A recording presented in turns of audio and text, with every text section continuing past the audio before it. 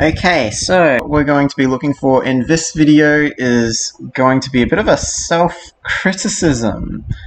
We're going to be talking a bit about the tactics. So I was the Australian national coach, so this is one of my tactics chosen here for a Confederations Cup game against South Korea.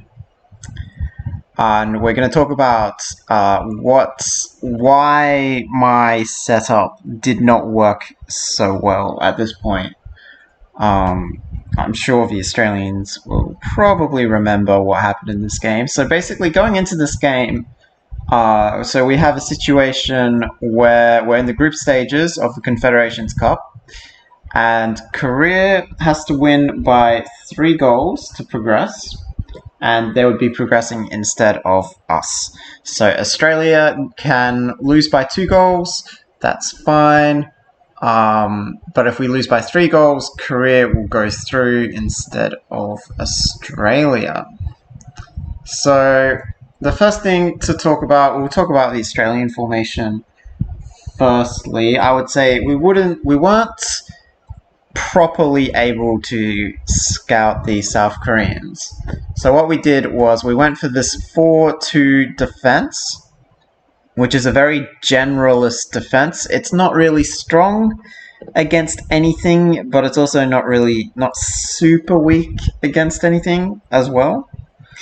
2 reasons for this. The first reason is that it only uses 6 players, whereas in pretty much every other game, I used 7 players to defend with.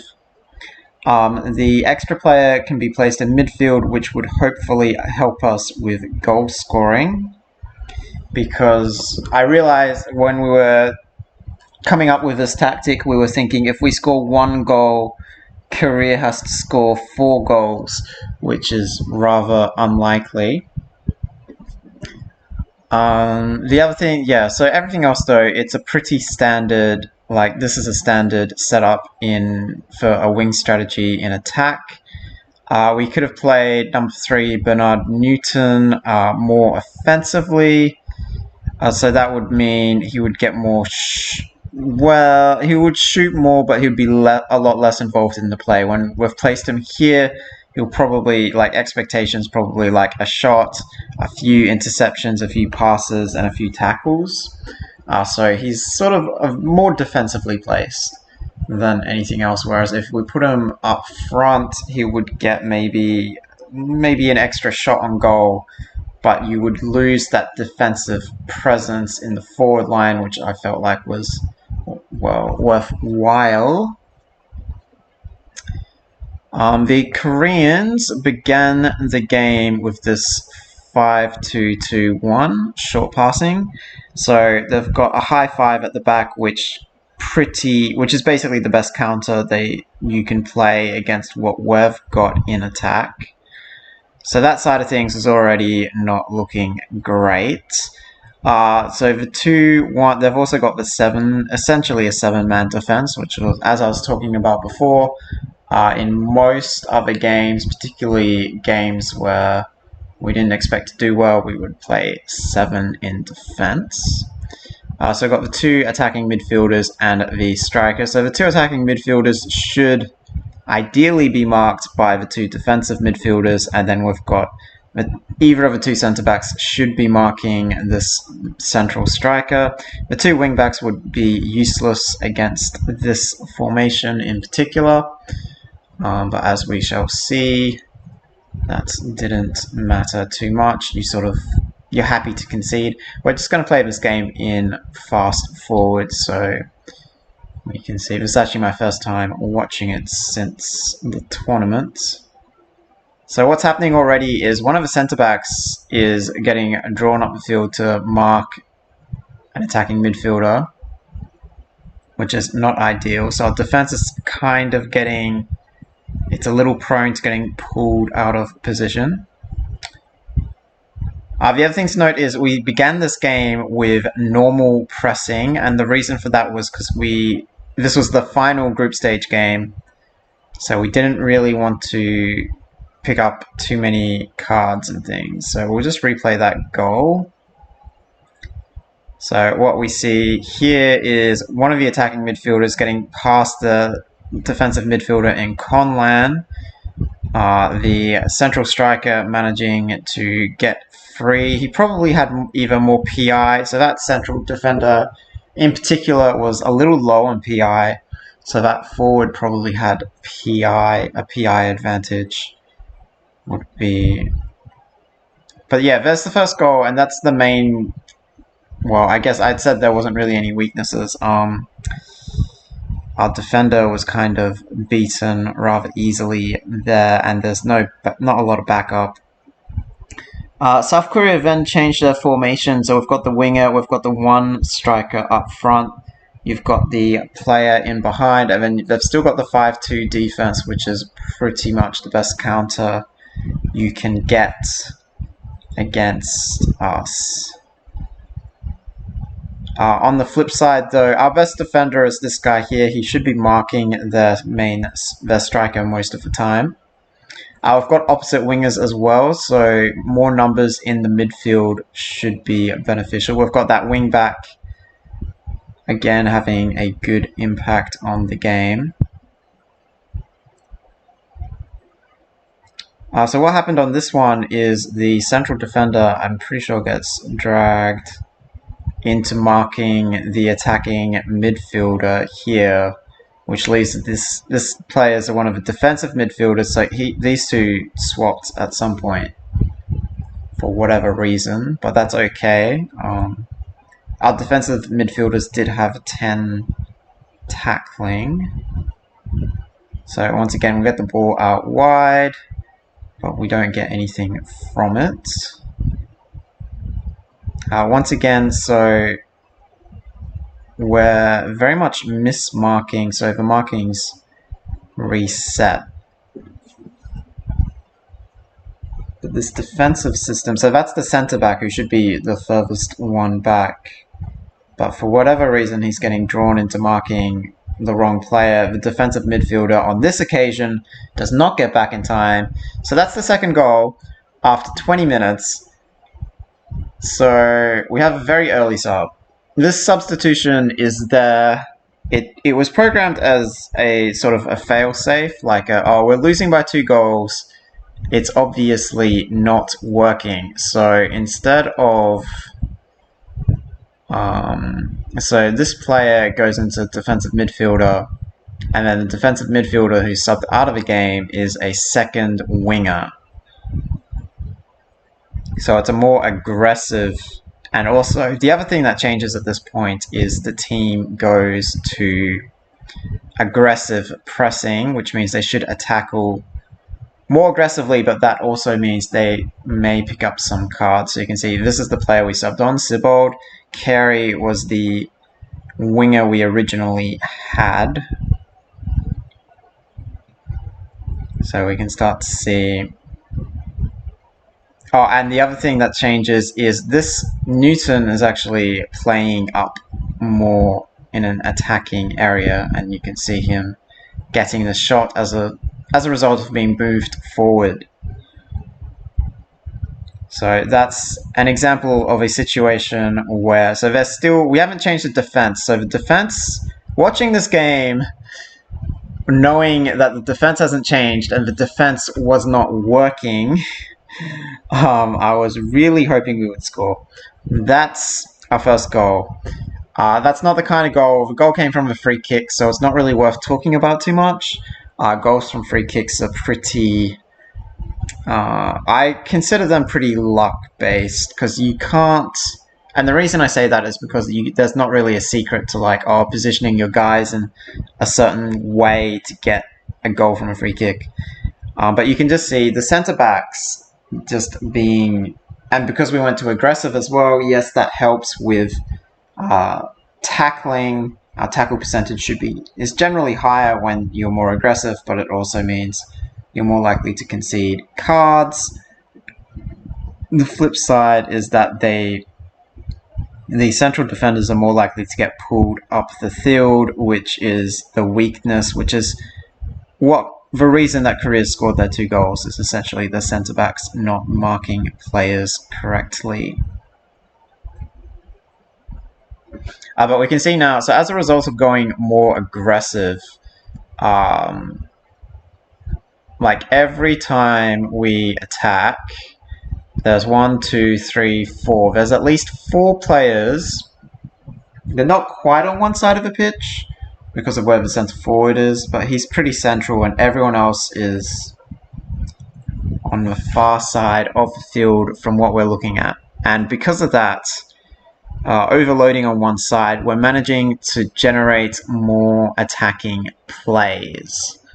And because we're generating more attacking plays, it's taking some pressure off the defense. The defense is still not working, but they're having to deal with less balls. So there's an example, and that's the risk with 5 defenders up so high, is if you miss a tackle against the tactic that we're playing at this moment now, if you miss a tackle, there's no one to cover because their defenders are just not fast enough. If this was a team in, say, the top 10, their defenders would be faster and they would probably be giving us more problems. So there we've got the centre-back getting drawn out on the winger.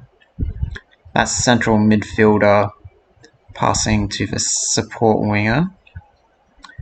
Here we have an example of, once again, centre-back being drawn way out of position. So props given, like the Koreans 100% played the better tactic in this game.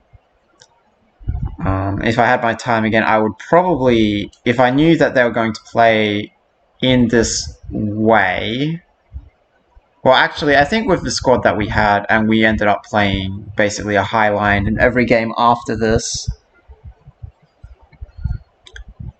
because we clearly just didn't have the players that could execute a lower line. So here we have the substitutes. I believe Korea changes so they changed to go down the other wing.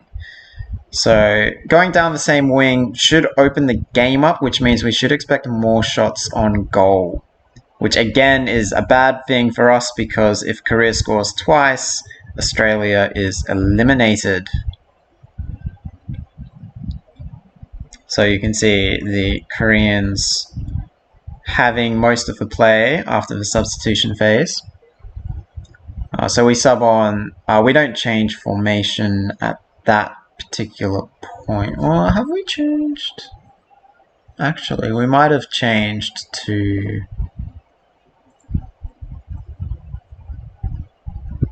4 defenders, and we'll wait. I think we might have gone to 4-on-1 here. Yeah, we have. We've actually gone to 4 defenders and one central defensive midfielder. So that defensive midfielder is more like about here. That's not bad.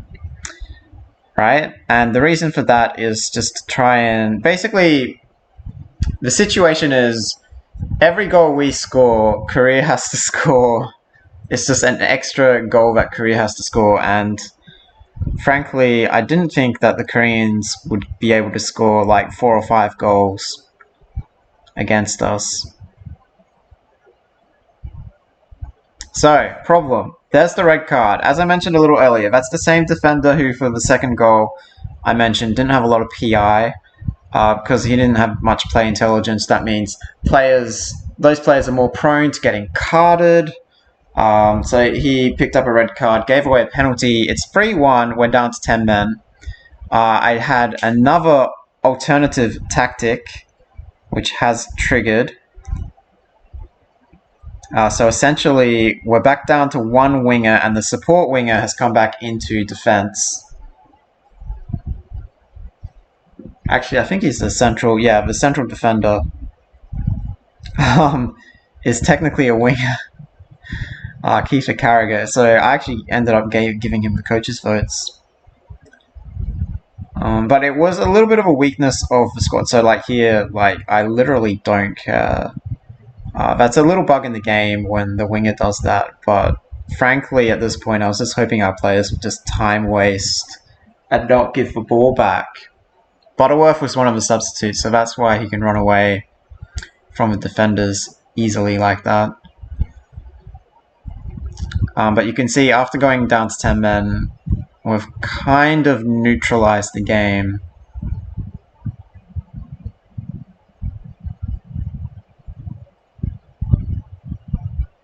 The other thing about this defender is that he was a player that we subbed onto the field, which again was by design, because I had the idea of, well, if we're down to 10 men, we're going to need a fresher defender is going to be of more benefit to the team.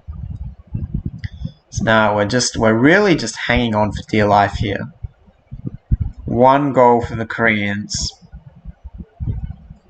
is what they needed to progress to eliminate us. But like I said, full credit to the Koreans. They played a much better strategy. We just happen to have better players, I think, in this game. I'll talk a little bit more about the striker option. So in this game, we picked the striker. We had a few different options, and I will talk about those when I go over the next game I want to talk about in this self-criticism series. Okay, so this is Australia-Chile. This is the Confederations Cup quarter-final. So what happened in the previous game was Australia managed to edge Uruguay in, I think, 1-0 in stoppage time. So like the 92nd minute or something, we scored a game winner. For this game, at that point, we were like, well, we want to try Chile. So Uruguay, I think, is around 20th in the rankings. Chile is a top 10 nation. Chile is a legitimate top 10, where clearly Australia, for reference, is generally around 34, 35 on the rankings. So like we're the clear underdog here. So we went 3 at the back, even though I had a feeling that they were going to play wings. And the reason for that is so we could just put all this into attack. Our strategy for this game is to try to score early 1 or 2 goals. We don't mind too much if we concede, and then go to a different tactic. And the reason for that is this particular team was quite strong but lacked stamina. So we're going to be good at the beginning of the game, and we're going to be good again after we make our substitutions, ideally. So we want to score early. We want the game to we don't want to concede too many through the middle section of the game. And towards the end, if we need to score, we will try to score. We'll play aggressive again then. So we've got the winger here. We've got this player, 61. The idea behind 61 is that one of the defenders will have to mark 61, which means 71 it'll be a one-on-one on the wing. We're trying to isolate that one-on-one on the wing. So we beat 1 defender, we're through on goal. We're through for a cross and then getting a shot on goal, essentially. 22 is here as I would describe them as an attempt. Well, 22 and 21 are both there as aggressive defenders. So if 61 or 4 loses the ball, I want 21 or 22 to try to tackle the ball straight back. So, and in that way, they tackle the ball straight back, and then ideally they probably run through on goal, or they set the other striker up, the striker that didn't get tackled, or they pass it to the winger. But these 2 players are there to win the ball back. And as you'll see how effective that is later. Because we're playing with 5 in attack, we could only play with 5 in defense. So we went with 3 and 2. We kind of hoped that Chile would go short passing. They did not. They went wings, which I was also fine with this strategy, because again, we want to try to lock the ball. This opening strategy is all about locking the ball in the attacking half of our field. If the ball gets out of the attacking half, we're probably going to concede. And we were fine with that. We felt like we had to make a gamble because we're pretty big underdogs here. Oh, the other thing is we've got the same wing, where both teams are attacking down the same wing. So we'll see here, we're basically giving them free crosses, and we're trying to back our defenders to tackle the centre forward if he takes the ball down. So early on, Chile doing quite well. We've got an interception there. I haven't watched this game in a while because it's also... This is probably the most painful game for me to watch. And you'll see why at the end. So as we expected, it's a pretty open game so far. I think I said we were going to run this for 15 minutes. That's about how long that I felt like we could run the tactic for. Something I wasn't expecting was our winger actually had a really good game. I was planning for him to not have such a good game, but he actually gets quite a lot of crosses in. So this striker choice, as opposed to the other striker choice.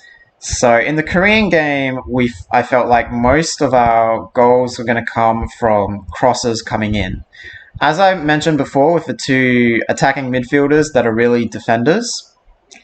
So in this game, I picked a striker who basically had some heading, but his main skills are speed and ball control.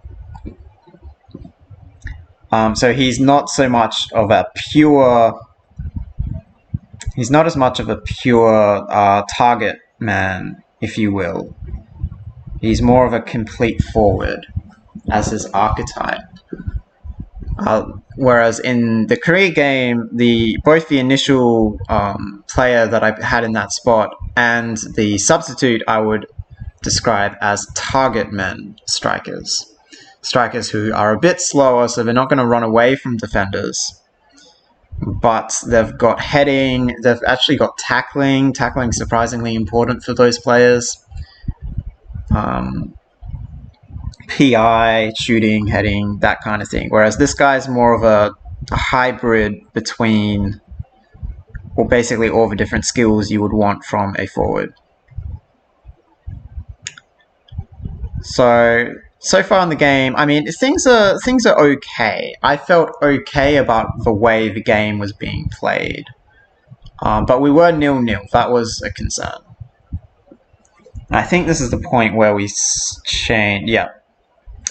So this is the point in the game where we go to what I guess I would call our traditional, the tactic that we played against Uruguay, the tactic that we played against our other tough game, Peru, in the group stages. And it's 4 at the back, 3 defensive midfielders, 1 attacking midfielder, and then 2 strikers. And we've got the wing backs well wide, and the reason for that is I figured if they're playing short passing, it won't. Like, the 2 wide players won't matter. We saw that in the Korea game, when the Koreans played short passing to start the game. So I may as well just cover the wings. And we've also got this quite a high defensive line again. The 2 defensive midfielders that are the 2 wider ones, obviously they're not going to help in the middle of defense, but they actually help a lot. The ball get played to them, and then in a short passing tactic, they'll actually pass to each other. They're going to lob the ball over, and we're going to hold possession that way. And that's going to help us waste more time, because we're at a phase of the game where we expected Chile to be on top. So this phase of the game, it's 0-0. We're trying to waste time because we don't feel confident.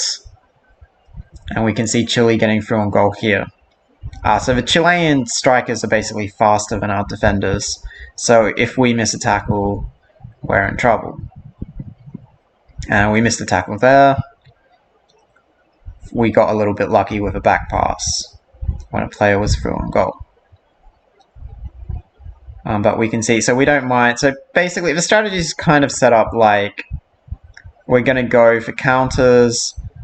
If we don't get the counter, we're just going to pass the ball around the defense, essentially. We've got 3 attacking players. But we can see the Chileans. So the downside to this strategy is that if it works, your opponent is still going to have a lot of the ball in your defensive half. And as you can see, we're really struggling through this phase of the game with just winning the ball back and maintaining possession, especially from the goal kicks.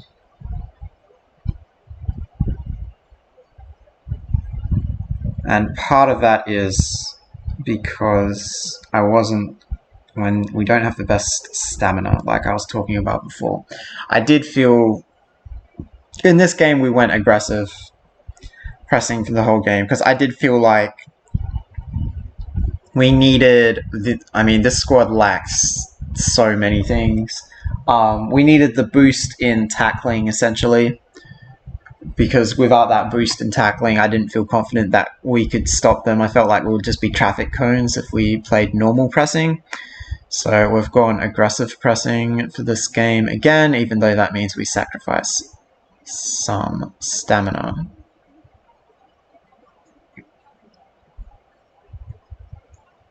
So after half time, we look a little bit better. This is the phase of the game where I tend to find... so here, actually, that's a good thing to replay. This is basically our strategy working. So the striker distracts the central defender, drags him a bit wide, and then this central defenders are distracted by this wider striker. So the attacking midfielder gets through on goal. That's basically one of the main ways that this tactic works, is the ability of the strikers just to drag defenders out of the way. And we see it again, the attacking midfielder just going down the middle. That attacking midfielder I would consider actually our best chance to score going into this game. So, we're getting into the second half. So we're playing a little bit better here, but I think some of that is just to do with the fact that we're not just turning the ball over straight away. I think we had a little bit of an unlucky patch, but you can see that Luis, striker, is getting free a lot.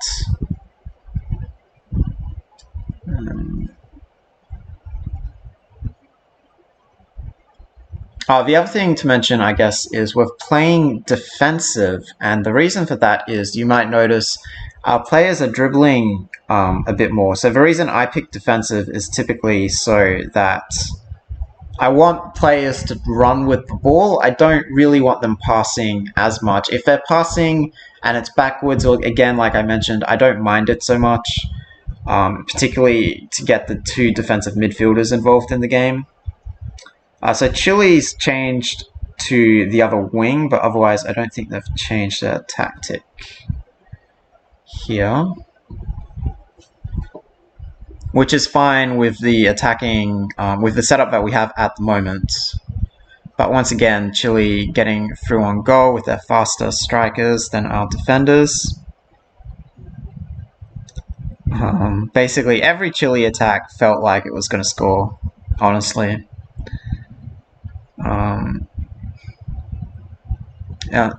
So I should also mention, the substitutions I had prepared were based on the amount of time that was left in the game. If it was a tied game, I wanted to make my substitutions as late as possible so that we would have a stamina.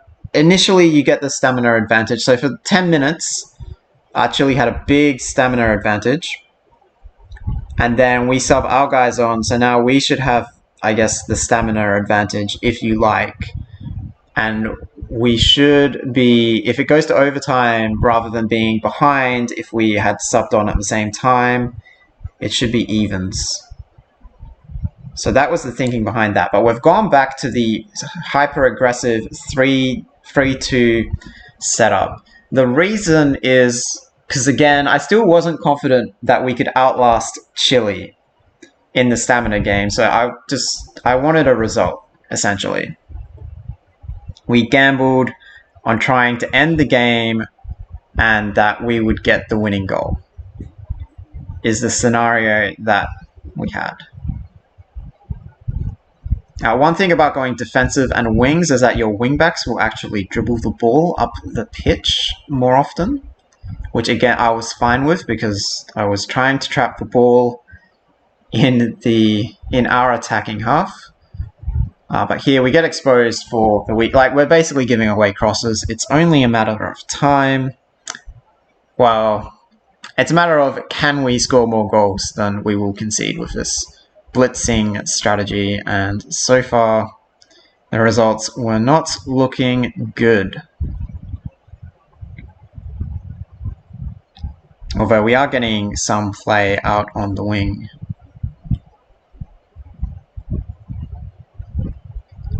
And here, so 88th minute, we got an equaliser. That was Bert Newton, who was one of the players we subbed onto the pitch. So with that goal, we pretty much guaranteed extra time. Oh yeah, so we got to extra time, and it was going to be against 10-men Chile, because they had made all their substitutes and they got an injury, and the injured player had to go off the field. So now it's extra time. We feel like we've got a stamina advantage. We're playing with a weak backline, though. We're still trying to blitz them, which, you know, you can make up your mind whether that was a good call or not.